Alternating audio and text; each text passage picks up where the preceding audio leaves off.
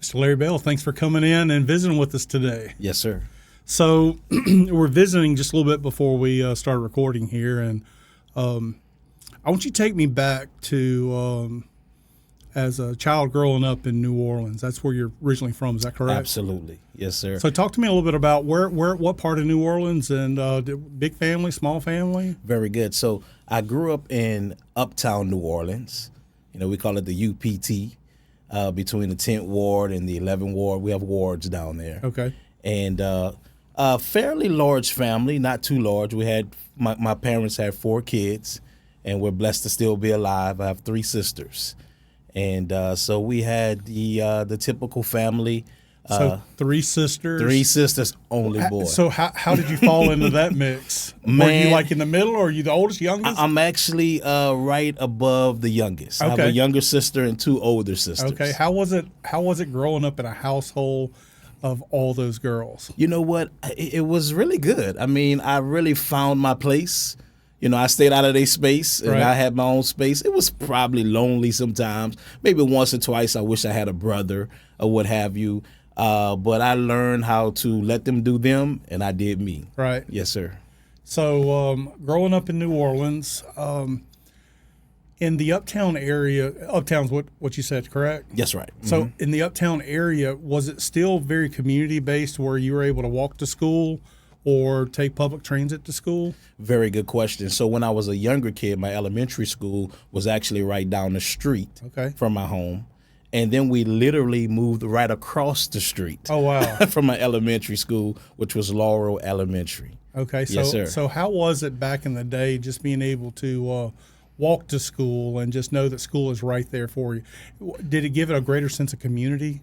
It did because everyone that went to the school was from the community. During the times I didn't want to go, it was dreadful because you go outside your front door and you see the school right there, But I had a great childhood. We were in, of course, the city. It was a good area. We did have the housing projects right around our area, which, has been stigmatized as a bad thing per se. Right. But everybody just wanted to get along and have love. Now, don't get me wrong, they had some issues and some problems, but everybody was neighbors. Yes, Okay. sir. So growing up in New Orleans, lived right across the street from the elementary school. We get into high school.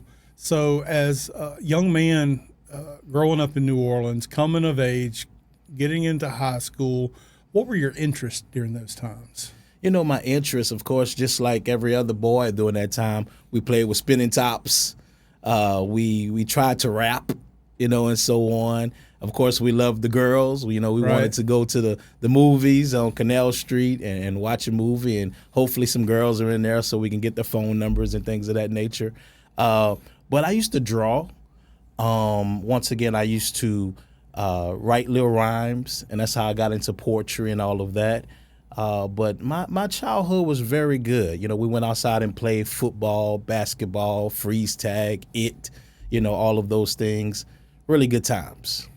So tell me about how you met your wife. Y'all met in New Orleans, right? You know what? We actually met in college. Okay. Yeah, Where'd you go we- to college at? Southern University. Okay. Yep. So after high school, I went to Southern University in Baton Rouge. And my first semester there, I was in my history class, and I saw this young lady sitting over there in the front of the class sleep. So she caught my attention. I'm like, okay, we're learning, and she's Sleeping. That's right. So she caught my attention. So afterwards, I was like, you know what? You was sleeping in the class. So she smiled and she kept walking or what have you. And then later on, maybe a week or 2 later, it was in February, and I had to do a Black History project Right. during February. So I'm late. I'm running through the campus, going to the library before it closed and so on. And then I seen there was a poetry set up outside. And instead of going to the library, I stopped at the poetry setup, and it was open mic. Okay. And so I said, you know what? I'm about to get a chance up here. And so they opened the mic up. I got up there, and I began to perform my poetry. And it was kind of deep, to be a teenager, 18 years old. And I didn't get many claps, but there was 2 claps in the background. Wasn't sure who it was. After the thing was over, my wife and her friend came up to me. She said, "Hey, we're the ones that clap for you." And I said, "Thank you." I said, "You're the one that's in my history class. You're the one that was the one that was sleeping." And I said, "Where you living on campus?" And she lived in the same area that I live. And as we walked to the dormitories, I asked for her number. You know, back in those days, we call it the digits. There you go. Let me get those digits from you. And so we got each other's phone number. And that same night, we talked for probably 3 hours. Had to get up for school in the morning time, but we talked maybe 3 hours that same night, and the rest is history. So was that the first time you've performed live with your poetry? You know what? Probably so, for an open mic. Because before poetry, I was a rapper. As I said, I used to try to write rhymes. Everybody was rapping in New Orleans. But I was also raised in church.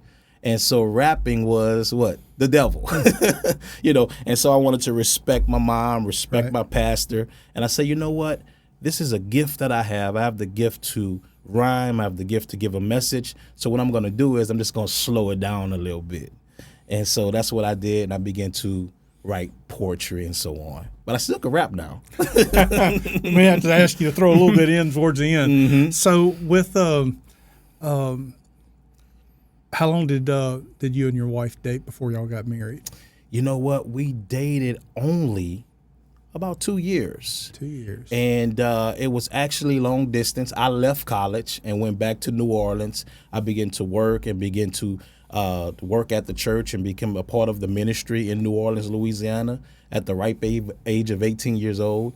And so this was before cell phones. Right. This was when there was calling cards. You go to the gas station, get a $10 calling card, and you have 90 minutes on it. So I would call Baton Rouge and talk to her and run all the minutes up and so on. And then we'll take the Greyhound bus to see each other, and so on. And then I say, you know what? I want you to come to New Orleans. And so she talked with her parents and talked with herself, and she moved to New Orleans. And once she moved to New Orleans while she was still in school, 6 months later, we got married. Wow. Yeah, at 22 years old. Yeah. Kids today don't know about them long distance calls. That's right. Right? That's just right. pick up that phone and just dial them out of the area code. It's still going to cost the same. That's right. So the two of y'all get married. What year is that? That's 2003. Sorry if I didn't mean to try to get you in trouble by No. remembering that. You saw that eye kind of went up over there. No, I just saw myself thinking, I hope he doesn't ask me real quick. That's right. So the two of y'all get married. You start your life.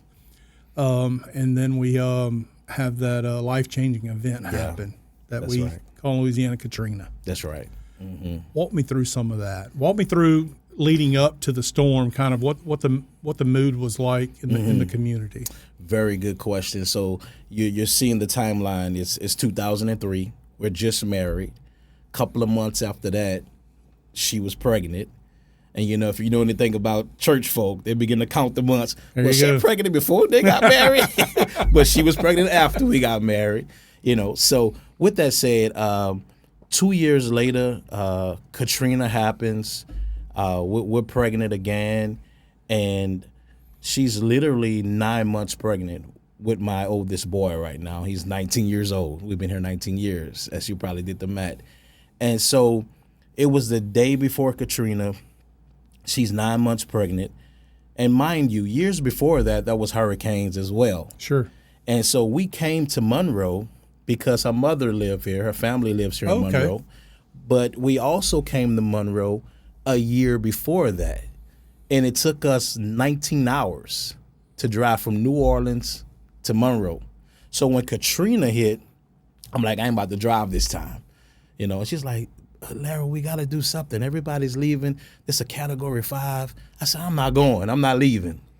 And then, in my heart, I'm like, I'm going to leave, And so when we began to see the news, and then Bob Breck got on the news, which once he speak, you're like, okay, if he say we got to go, we got to go. And so Sunday morning, he was telling everybody, look, you need to get up out of here. And so we just left with the clothes on our back.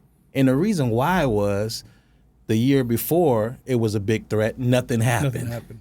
And so we just had a baby shower for my son.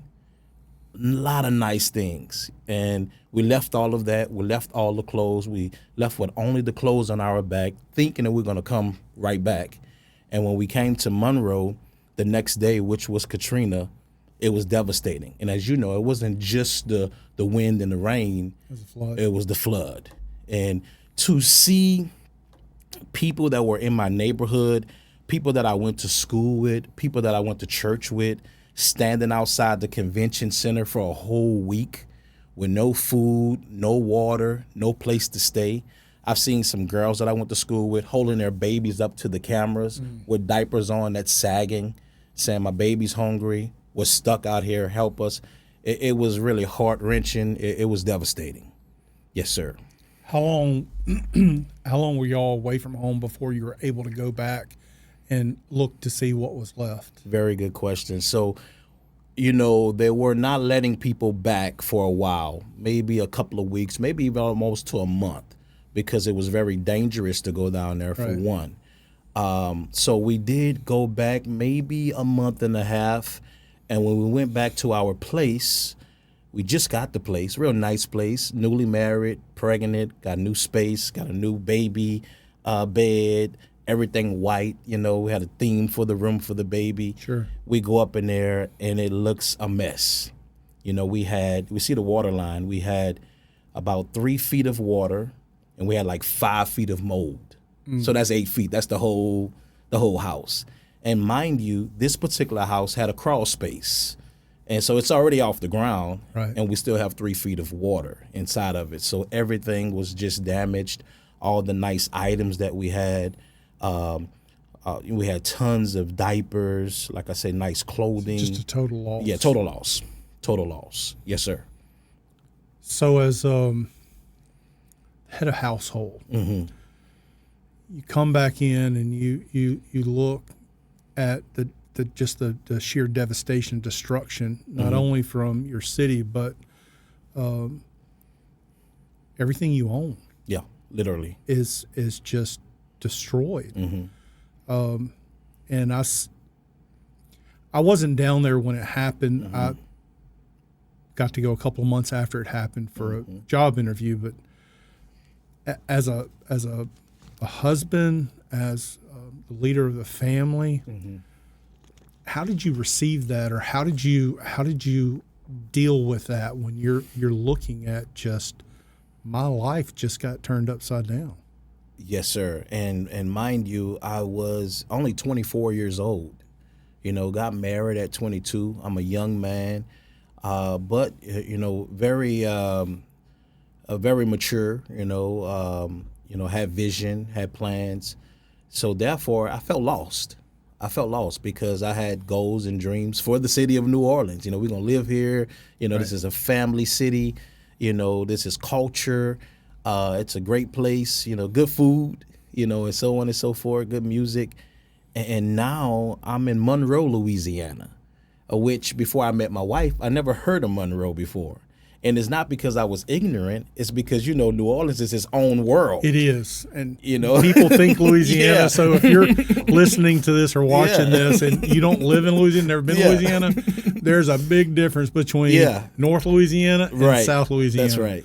And even from Baton Rouge is considered South Louisiana to New Orleans, it's a total different culture. That's right. So, That's right. So yeah, it is a huge change. But you're down there, you see this total loss. How long did it take you to you and your wife to process that? It's time to just clean up and let's try something different. Yeah, and so it didn't take long. It really didn't take long, especially when we went back to assess the damages. As you know, most families went to Houston, Texas, or they went to Texas. My family, my mom, my dad, my sisters, everybody went to Texas. We decided to come to Monroe. My wife was once again pregnant. I said, I'm about to take her to her mama, And so we stayed with my mother-in-law. She was very generous, very welcoming. But going back to your question about being the head of the house and being a man, we stayed with her about 3 months. And in my heart and in my mind, I said, okay, I really appreciate her having us here. And we don't feel like we're being pushed out or anything like that. But every day I would leave the house and try to go find work, try to find food, because at this time, at the Accent Marketing building, which was State Farm's building at that time, they had the setup to provide goods for us and things of that nature. And so I would go there and bring food back to the house. I would look for work, and I say, I got to find us another place. I have a wife and a brand new newborn right now. And so what I did was, since I always had a faith base, I said, we need to find us a church, So we visited a church right down the street. This was on the south side, around the South 10th area, Temple Street area, and the Church of God in Christ. Pastor Bishop Stevenson over there, he's passed away now. We visit. He gave a good word. The message was, don't be crippled.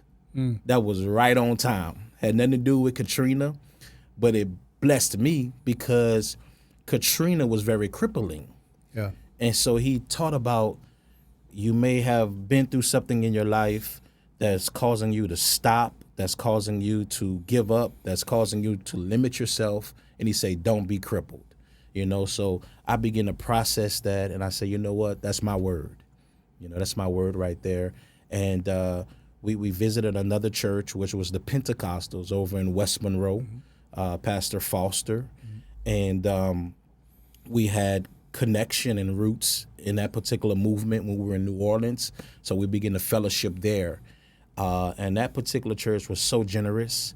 I mean, when we began to go there, one of the gentlemen came to me and said, hey, I don't have a lot, but I have some rental properties. And he said, I'm going to allow you to stay in one of my rental properties 3 months for free, until you get on your feet or what have you.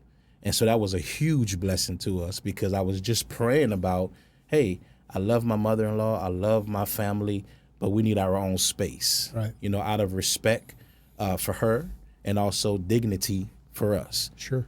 So that came about, and we moved to West Monroe, and we were on Well Road way back there. And I was able to find a job. I began to work with Allen's Furniture. Okay. Allen's Furniture. And that was a great opportunity for me there, And so I began to get my own money. And then we had another gentleman at the church blessed us with a truck. Wow. Yeah, he blessed us with a F-150, 1991 F-150 with a rebuilt engine in it. So we were getting blessed, and we saw things moving forward. Yes, sir. So at what point did you say, insurance? I think it's for me. How did that journey start for you? Very, very, very good question. And I'm happy you asked me that, because I was going to go into it, but I want you to ask the question. So once again, we're at church. The blessings coming from the church, apparently. And so we at church, and don't all blessings. All right, come on now. All blessings should start from there. That's right. And I have the proof is in the pudding.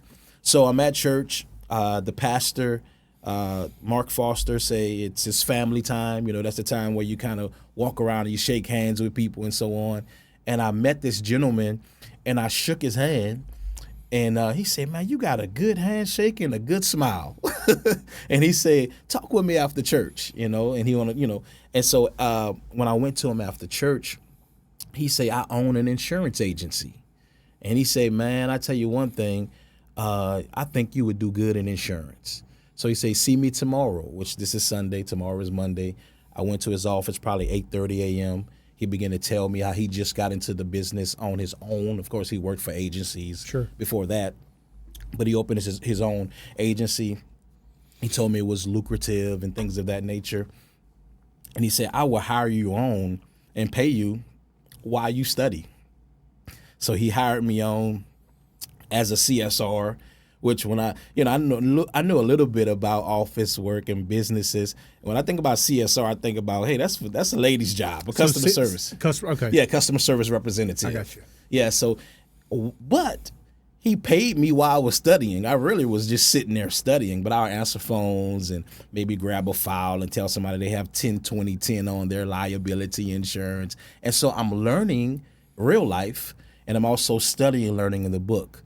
And so this was my PNC. A lot of people think I started out in life insurance, but but I really started out in P&C, which is property and casualty, car insurance, home insurance, business insurance, so on and so forth. So bottom line is I began to study for the P&C test. I passed it the first time, which many people say, how did you do that?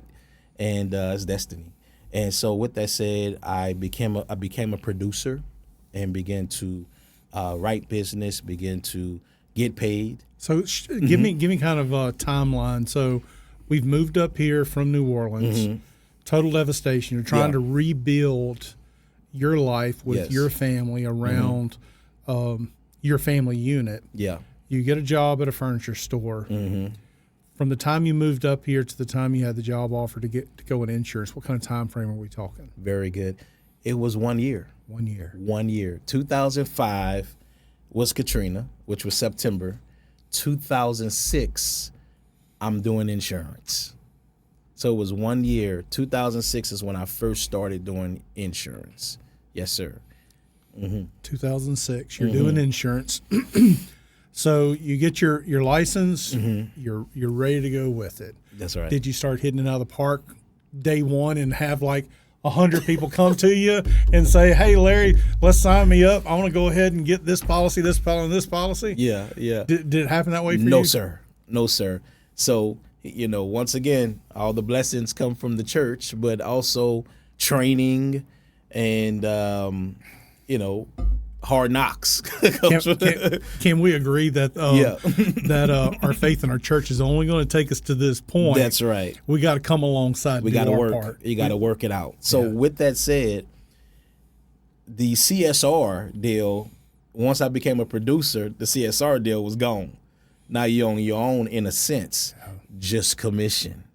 But I don't know if you can agree with this. So my job, I'm straight commission. For many people that get into real estate and they're trying to ease in it to where they got that part-time job or that full-time job trying to ease in it, there ain't nothing like, I got no safety net. I got to make it work, so I got to get out and grind. Do you find the same thing? Do you think if he kept you on a small payroll, you wouldn't have been quite as hungry going out for the other? That's correct. I believe, just it's the nature of the beast, getting content, getting comfortable, and so on. I got this $1,000 draw going on, and I have this commission going on. I'm okay, I'm doing better than most, quote unquote. So I got to a point where I was making $700 a month. That was my income, and I was getting paid once a month. So it was the struggle. The struggle was real. And so with that said, I began to, take on another job, if you please, but nothing where I would have a 9 to 5. It was kind of like odd jobs. I began to get a paper route at the news store. When the paper was over there, I got a paper route. I was throwing 300 papers on a Sunday, and then throughout the week, it was probably less than that. But I did that for probably about a year. Along with my insurance, and I supplemented my income probably about $1,000 or so. So that was good, but it was hard. Yeah. It was hard waking up 3:30 in the morning, going get the papers, wrapping the papers, if you please, and then throwing them, and then coming back home, getting dressed, going to the office. Right. So I did it, but I did it for my family. So, when you're selling insurance, I don't know if this, from a sales standpoint, if you can relate to this or not. But for me, sales is not necessarily about sales; it's about building relationships. Yes. The more relationships you can build, the more opportunities you put yourself in the path of people that you can help. That's at right. That point. If you're out trying to sell to somebody, you're not going to last in this business very long because. People start trying to run from the guy trying to sell them life insurance. That is right. That's right. Nobody wants to really be sold to. So as you're building your career in selling insurance, talk to me about your role and or investment within the community. How you and your family is integrating yourself within the community. I know that you got it sounds like you're building a strong family base at the church that you're with, but what other things were you guys involved in? Yeah, so very good. So, we begin to help out in the community. Anytime we had a chance to maybe volunteer. Also, we begin to get out and try to visit other ministries and things of that nature. And as you know, we had the opportunity to do the things for the city, but that's kind of further along in time on the timeline. Well, let's get back. Being that you mentioned that, let's talk about your poetry. Based on things of recent events, I would have to assume that poetry, you maintain that desire to write and to share your poetry. So did that involve during this time frame at all? You know what? I was I was doing it for the community, just on a small scale. They would have poetry contest in the city, and I would go there and I would win, first place. Also, they would have youth meetings for churches, and they would invite me to come and share, and I would give a message per se in a poetry form or a rhyming form or what have you. And so I continued to do that. Also, I began to educate others on how to do poetry at local libraries and things of that nature. So yes, sir. Bring us up to the point to where we're fast forwarding a good bit. Well, I don't know if it was 2020 or 2021-ish range when you got connected with the city to I believe it was the state of the city. Was that correct? Yes, sir, the state of the city. So kind of set us up. We've had a pretty hard run political environment. Yeah. I think it's still safe to say we're still a little bit of a divided community. We're like a lot of communities where we have a lot of diversity. Yeah. But we don't always all see eye to eye Right. on directions we want to go. Right. We had a mayor that has served this community for many, many, many years that was Right. extremely well ingrained within our community, and we kind of had this new person Right. coming in, delivering a different message than what we've heard before. Yes, sir. Right, wrong, or indifferent, whether you support or not support, it was different. Change was here. Yeah. How did you get connected within that environment? Because it was different. Yes, sir. It was different. We have a I don't know how long it's been since we've had a Caucasian mayor in that time frame, but it was different for our community. Right. How did you get brought into that mix for when they were putting together the state of the city? Because that was really impactful. Yeah. I heard many stories regarding how my piece played a part in people even moving back to Monroe or even just moving to Monroe. But just to answer your question, I never consider myself a political individual. Definitely, I keep my ear to the ground, as the elders would say, and know what's going on. But for me, I always, I'm family. I stick with my family, my wife, my kids, and my friends. So I have my community within the community, but I keep my ear to the ground on what's going on in the community. So with that said, since I was known in the community, in a sense, for my gifting, some people, they call me different. They call me intelligent. They call me deep, so on and so forth. I know you have something to say about this, and I have certain friends that we definitely have powwows with and so on. So bottom line is, those who knew that I did poetry, when the request was sent out, is there an individual in the city that does spoken word? And one of the reasons why they wanted spoken word is because COVID was going on, and we're not going to meet among each other because we don't want to infect each other or get infected.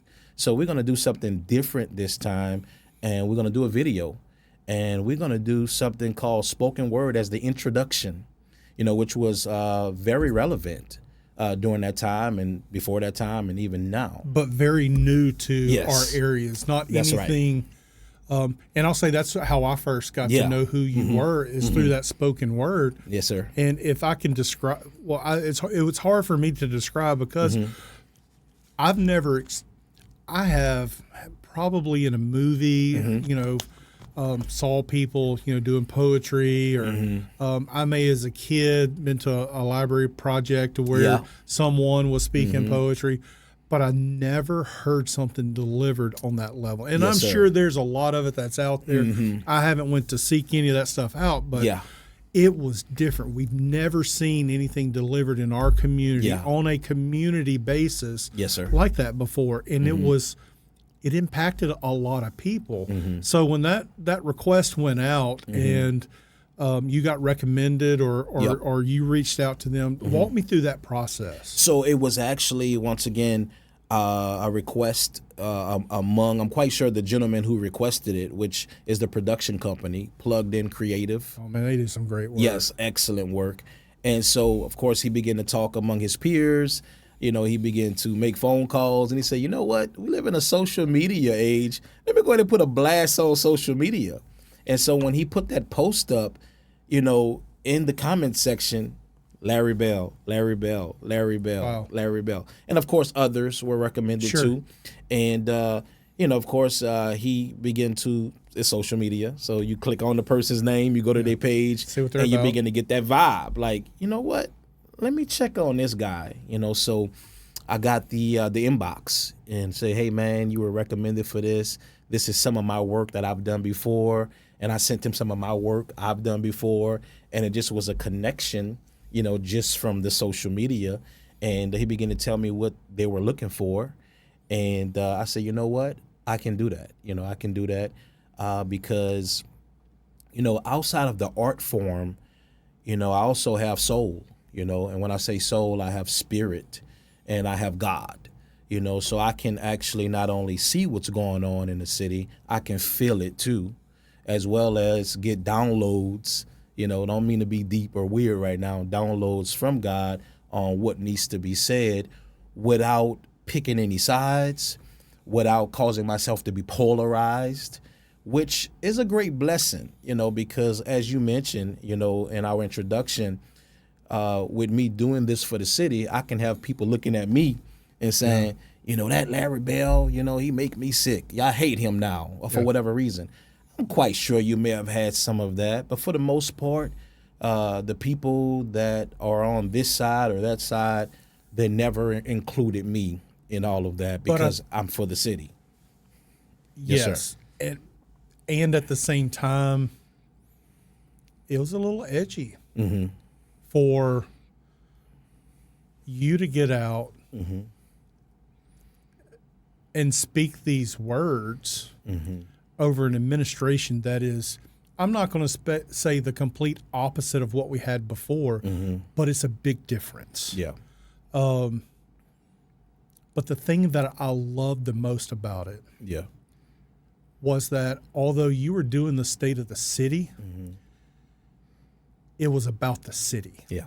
It wasn't about the man. It wasn't about the new person, the old person. That's right. It was about us looking forward, saying that this is ours. It's our time. Yeah. It's up to us. If we put all of our, and I'm probably maybe carrying it further than where it went, but what I took out, if we are sitting back relying on one person to fix our problems, we're going to be in a lot of trouble. That's right. We all have to get out and play our part with that. So as you're putting this together, did they give you kind of an idea they wanted to roll with, or they said, you know what, this is what our video is going to look like. We want you to come up with some spoken word with it. How did that? For the most part, definitely vision was cast, to a degree.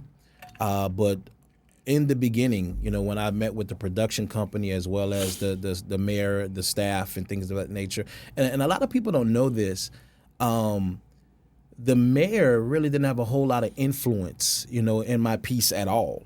He literally told me, he said, hey, man, I'm not going to tell you what to say. I just know you the man, and just, basically do your thing. Let God use you if you please, but do your thing, Larry Bell.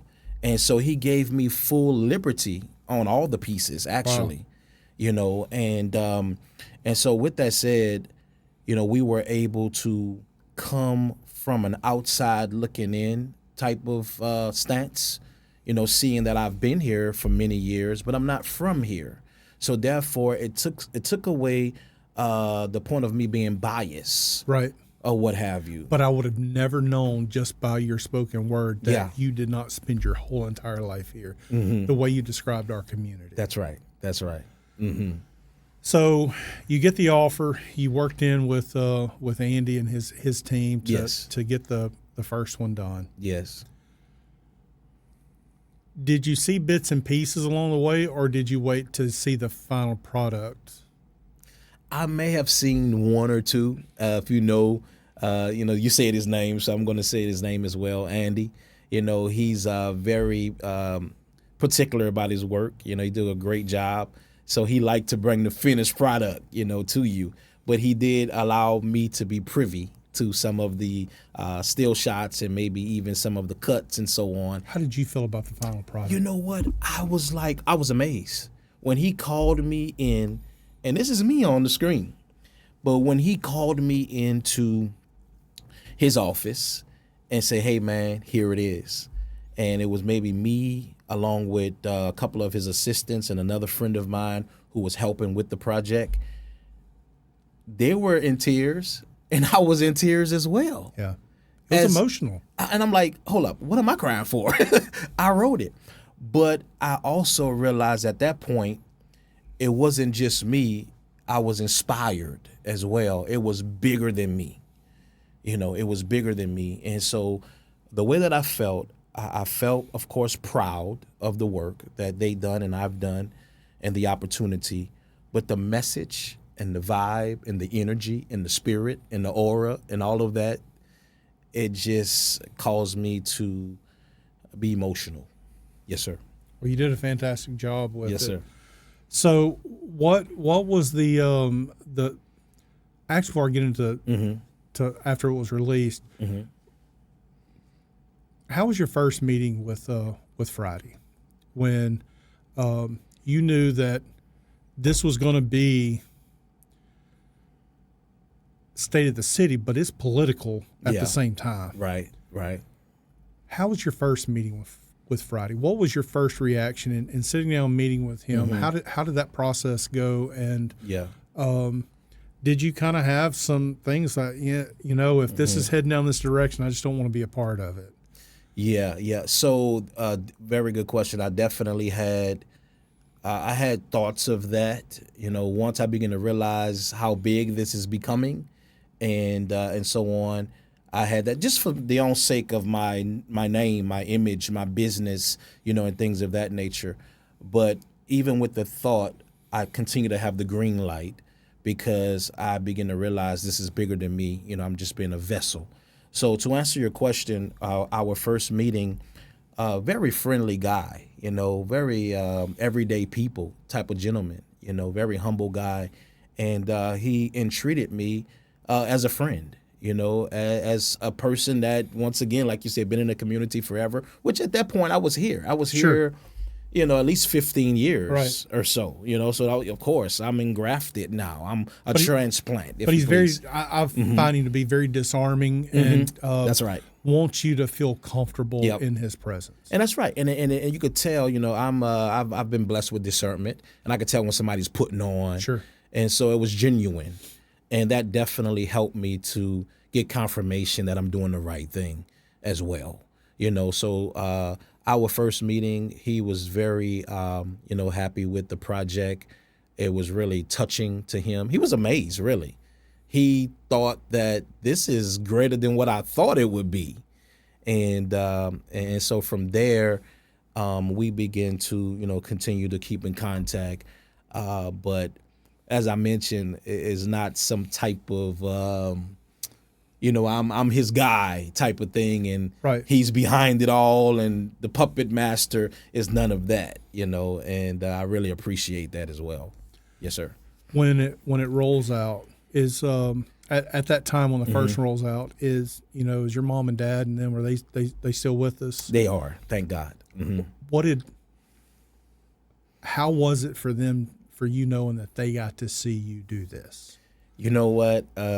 My dad, he's traveled the world. He's an a cappella gospel singer. Okay. And in New Orleans, that's a big thing because he started out on Bourbon Street with his group with a little bucket in front of them while they're singing, and they're dressed up in tuxedos and things of that nature. You get a lot of that down south, in New Orleans.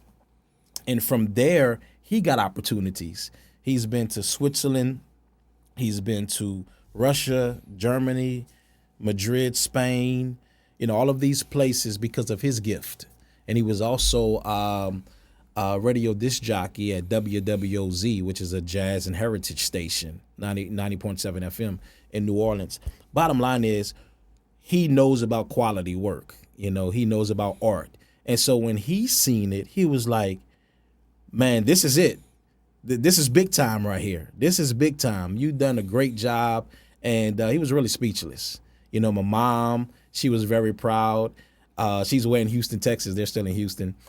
And when she began to follow KNOE News, so when they posted it there, she was all on the thread. That's my son, and go son and all that type of thing. So she's very proud. And even my sisters, everybody just was so proud.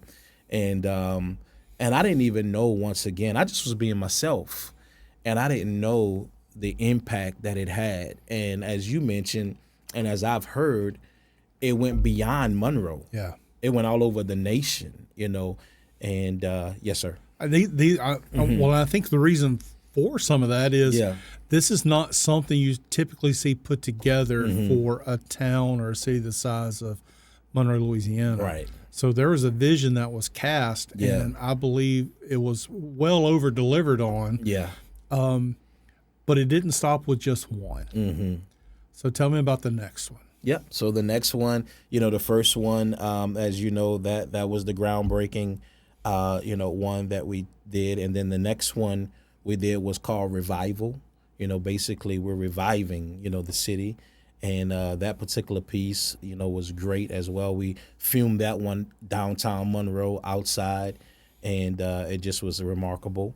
The next one that we did after that, which was a very awesome piece as well, we included the ULM band, and that one was called Rooted, So we have the revival, and now we have being rooted, because if you may have heard some of the lyrics in the first one, we talked about how many people were leaving. Not only Louisiana, which of course the state has a problem with that, the young people will get their degrees and go somewhere else for whatever reason. We know opportunities and so on. But people were definitely leaving Monroe as well, not just because they got a degree, just because they felt like there was nothing to do. Yeah. And it's boring. Not enough opportunity. No opportunities, and so no fun or what have you. And so we talked about that in the first one. And then in the third one, we talked about, hey, let's get rooted. Let's blossom where we're planted. Instead of leaving, let's stay here and let's grow and let us be the ones to bear fruit. Right. So others can eat off and so on. And I think for the past several years, a lot of groundwork has been laid so that we can give people the opportunity to be rooted in this community. That's right. I have a child that's going to graduate ULM in December. Okay. Then I've got one in middle school, and I got one in elementary. I want all my girls I want them to have opportunity to go wherever they want to. That's right. But I'd love for that opportunity to be here. Yes. I'd love for there to be the type of job and the environment that they choose not to leave. They want to stay here and be rooted here in this community. Absolutely. I saw a little post, I don't know if it was yesterday or today, from ULM touting we had 4% growth in enrollment, which is a great thing. We got 3 great universities in our area. We've got Grambling, we got Louisiana Tech, definitely. we've got ULM, 3 great opportunities, and not to mention Delta, Louisiana Delta. Making thriving. Huge waves. Yeah, looks good into our over workforce. there, Yes. So we kind of skipped over a good bit about your career. So you've gotten very plugged in our community and have become a very notable figure through the spoken word that you've done with the state of the city.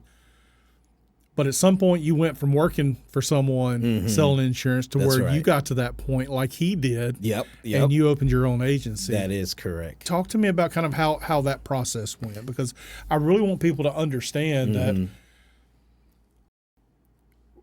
we had a young man with a young family that experienced some of the most devastating situation that would crumble a family in a lot of cases. And I know that I've seen a lot of families just get decimated over the tragedy that they went through.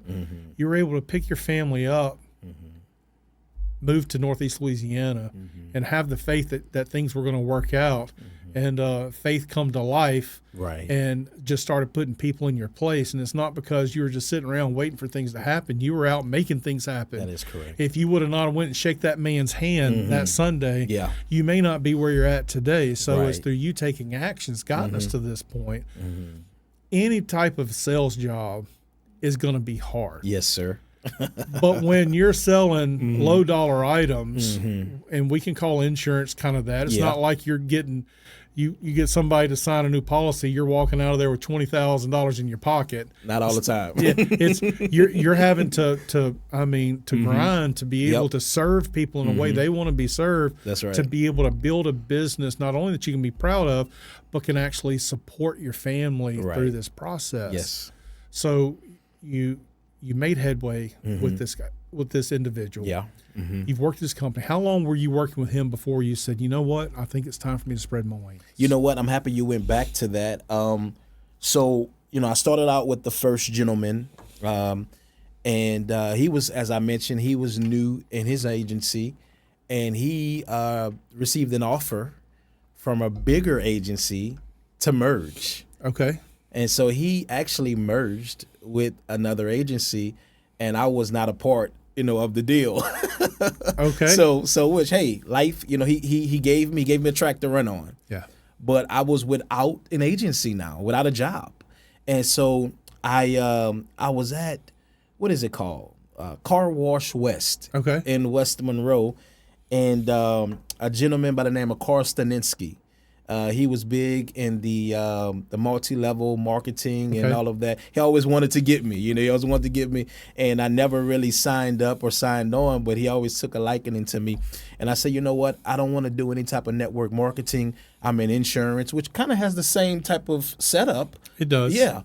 But with that said, I say, this is what happened to me.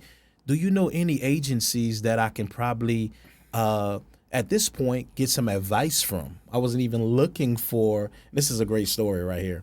I wasn't really looking for to become a part of a new agency, because I'm like, okay, this one didn't work out. I'm gonna start my own right now, 1 year in the game, but I definitely wasn't ready for that. But he called a couple of his friends, which the gentleman name is Darren Reeves, Jeff Kuhn, and Morris Funderburg.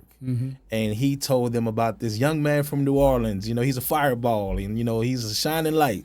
And so they said, you know what, we want to meet this guy. And so they invited me in their office, which was at the Premier Plaza building at that time, years ago. And so when I walk in there, and back in the day, I was a little bit more fitter, And them boys, they big in sports. They say, man, you're a football player, you play for the Saints, y'all know we're just from New Orleans. And I said, no, sir, I like football though. So I got straight to the point.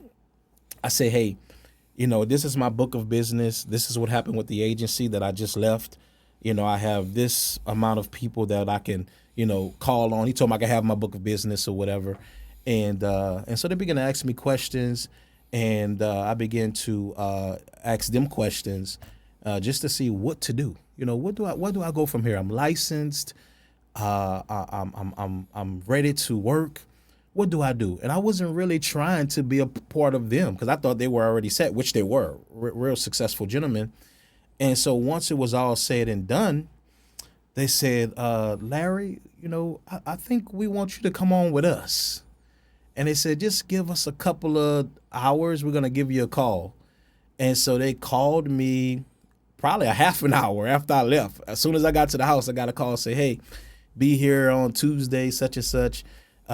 We want you to be an agent for us. We're going to give you this. It was not just commission. It was a little check too, you know, and I needed that. And so bottom line is I was with them from 2007 all the way to 2015. I was with them 7 to 8 years, under the radar, was their top producer many years, to the point where insurance companies were inviting me, you know, to different events, even down to LSU games, sitting in the suite with my wife. We get to see Shaq and Matthew McConaughey. And I'm like, why my wife looking at this guy over here? It's Matthew McConaughey, you know. And we meet Shaq in the elevator going up to the suite. And so bottom line is things just took off. You know, I went from, making a certain amount of money to giving myself a $25,000 raise in 1 year, which was strong for me. Yeah. You know, coming from $700, sure, you know, or what have you. And so I was with Reeves, Kuhn, and Funderburg for a long period of time. And that's when it came to a point where I said, you know what? I want to have my own. It seemed like that always was inside of me, because now I've learned a lot, and now my kids they're growing now. And I'm like, okay, I want to leave something for them. You know, I want a legacy for them, a business for them, sure, and so on, because I see that these other gentlemen are doing it for their kids. Right. You know, and I got 3 boys, you know, and 1 girl. You know, but at that time it was only 2 boys. But the point that I'm making is I left Reeves, Kuhn, and Funderburg after a successful run with them. And at that time, I went over to New York Life. And so this was 2015. I had my PNC experience for about 7 years. And now I was already licensed in life and health, but I did nothing with it because Reeves Kuhn was primarily a PNC right. agency, you know, even though we did life and health. Bottom line is I go over to New York Life. I stay with them about 3 years or so. And then, again, I want to do my own thing, you know, and it still didn't happen. And the door opened when COVID hit. When COVID hit, everybody went to the house. And I really had time to think. I say, okay, I have my PNC. I've been having this since 2006. I have my life and health. I've been having this since 2015. I have everything that I need. Now I need to get the knowledge on how to start an agency. You know, so I did my research, reached out to the Department of Insurance, and I got my LLC. I got my tax ID number, and I started my own agency. And now I'm not just doing PNC. I'm not just doing life and health. I'm doing it all. And so in 2020, you know, I started Buy Life Insurance Now, LLC. And I began to just push life insurance. And that was one of my best years. Why? Because COVID's going on. Folk want some life insurance. They're seeing people die. And that was one of my best years, sitting at the table with slippers on, you know, writing life insurance, you know. And then from there, you know, I began to inquire about PNC companies. We were able to get contracted with Progressive, you know, Louisiana Citizens, National Life Group, a couple of brokerage foreign firms, and so on. And we began to push the PNC. And I said, you know what? I can't sell car insurance. The name of my business is Buy Life Insurance Now. And so we went ahead and formed Bell Insurance Group and Associates. And now we do everything under that banner: car, home, business, life, health, and so on. And so now we have it. You know, we've been blessed to have a couple of agents working with us on the life side, and we have about 3 agents working on the PNC side. And so we at the place right now where we're growing. We're growing. Yes, sir. And you're full service. Full service. Business needs, got it covered. Mm-hmm. Home and auto, got it covered. Yep.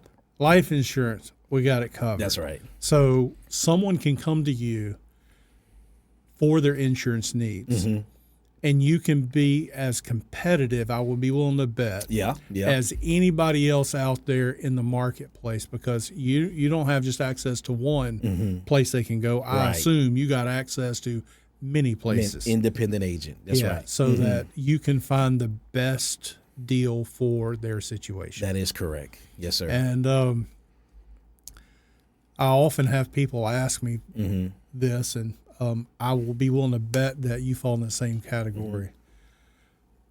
Brian, if anybody can sell me what you can sell me, why should I go with you versus anyone else? And here's what I tell. Talk to me. Because nobody can take care of you as well as I can. Absolutely. Yes, sir. When you have a problem, I'm here for you. That's right. When you have a question you just need answered, I'm here for you. I have learned that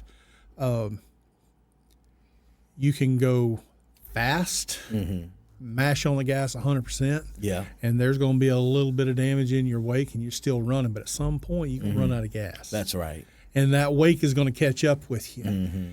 And that wake has the ability to be able to sink that ship. Right.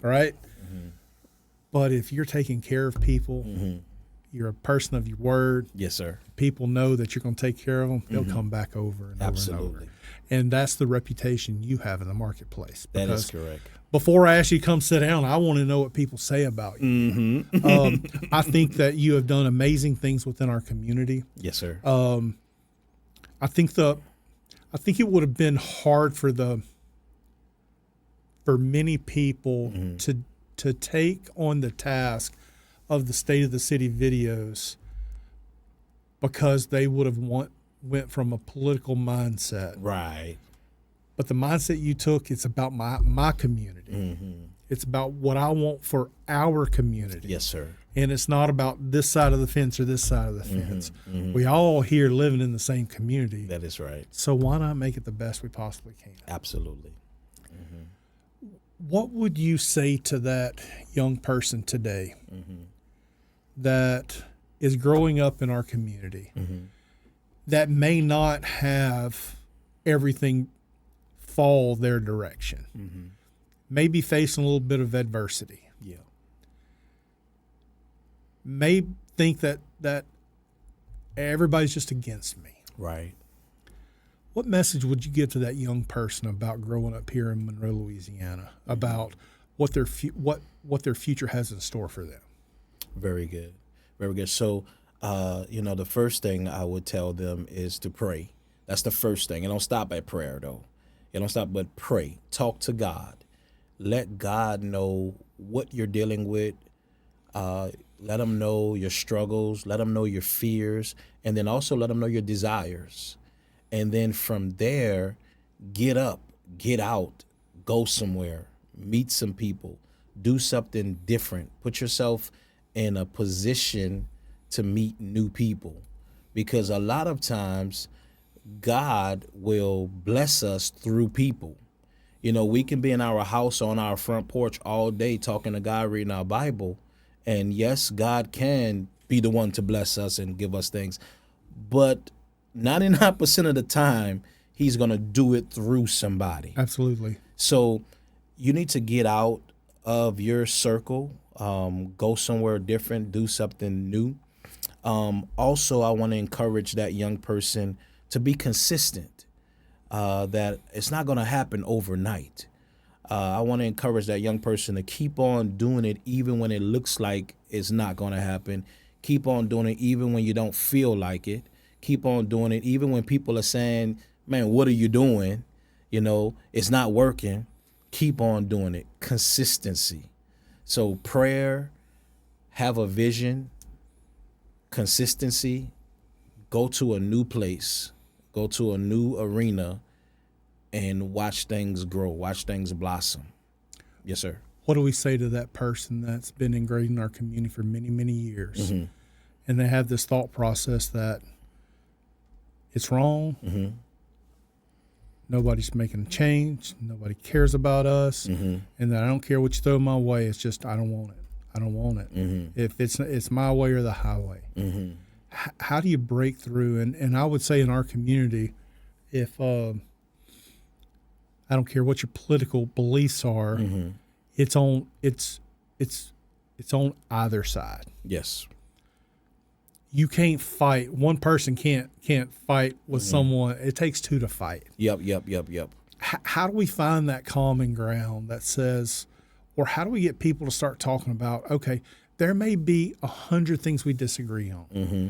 but man, can we just find 5 that we agree on together and make that 5 the best we can possibly make it? And when we fix that 5, we'll come back to the 100 we disagree on and see if we can find 5 more that we can agree on. How do we get our community back to that? Man, you just basically gave a big part of the remedy right there. Let's find something that we can agree upon.